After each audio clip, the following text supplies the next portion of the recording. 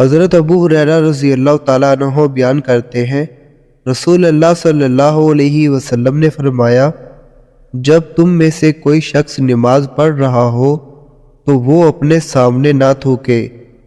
کیونکہ وہ جب تک نماز میں ہوتا ہے اپنے رب سے ہم کلام ہوتا ہے، اور وہ اپنی دائیں طرف بھی نہ تھوکے، کیونکہ اس کے دائیں جانب فرشتہ ہے، اور اگر ضرورت ہو تو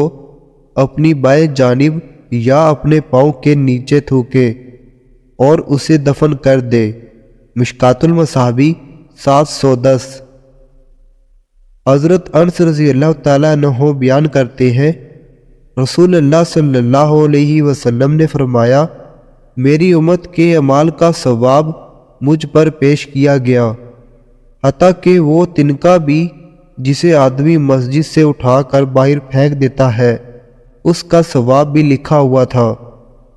اور میری امت کے گناہ بھی مجھ پر پیش کیے گئے، تو میں نے اس سے بڑا کوئی گناہ نہیں دیکھا کہ کسی آدمی کو قرآن کی کوئی سورت یا کوئی آیت عطا کی گئی